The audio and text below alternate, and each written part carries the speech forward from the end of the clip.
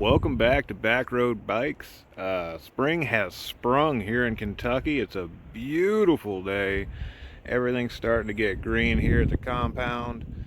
Um, just wonderful weather. It's a little windy today, so if you get any wind noise through the camera, I apologize. But I'm back today with another bike check, my newest bike, the Marin Kentfield 2.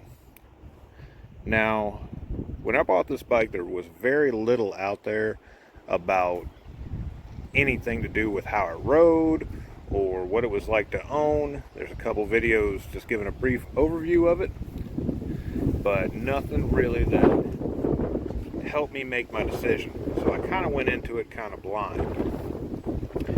And the bike that it replaced was a Schwinn Vantage RX2 gravel bike. Great bike, but I wanted something a little bit more versatile and a little bit more comfortable. And this is what I ended up with. Now, I could say most of the reviews you're going to find on this bike call it just a bike. Just a bike that you walk into a bike shop, you don't have any kind of genre of bike you want, you just want a bicycle to ride. And, I mean, it's kind of that, but it's also a lot of bikes in one. It's a very weird bicycle, if I'm honest. Let's start with just what makes up the parts. Of course, if you're interested in it, you can always do all your own research, but just at a glance, it runs a 1x Advent X micro shift 1x drivetrain with a 51 tooth low gear. It's running 700C tires. 40s? Yeah, 40Cs. It has provisions up front for basket or fenders. It's running cable disc brakes.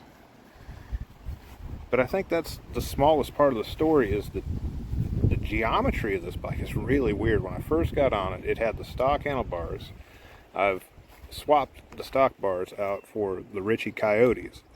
Gives it a little bit more sweep back. The stock bars put me in a really odd position I just didn't care for. But this thing, it's part cruiser, it's part gravel bike, it's part mountain bike. It's got a lot going on. It's hard to put your finger exactly on what this bike feels like when you're riding, but it just works. And I think that's the whole point. Super comfortable, pretty quick. I actually I tied my personal record on one Strava segment here locally that I had only done a year before with my gravel bike when I was really trying. I went out the first time on this bike, just kind of cruising, was able to do so. So it's really a good bike. It's just a good, solid bicycle. I think it's more than likely going to take the place of my GT. She goes. Aha, got her. Look at that. It's quick on her feet, like a cat. The guy's like a puma, I'm telling you. Anyway, like I said, we're battling the wind out here. But it's probably going to take the place of the GT for doing most of my just normal old rides.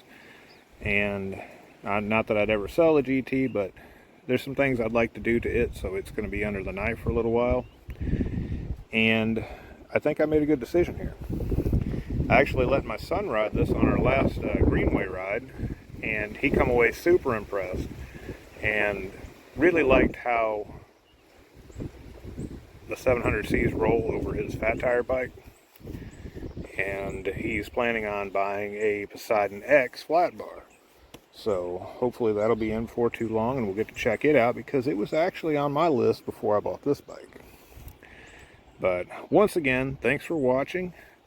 And I'm sure I'll be back with some more content next week. I got some Amazon packages coming in the mail, so we're going to open those up and see what we got from the Amazon ferry.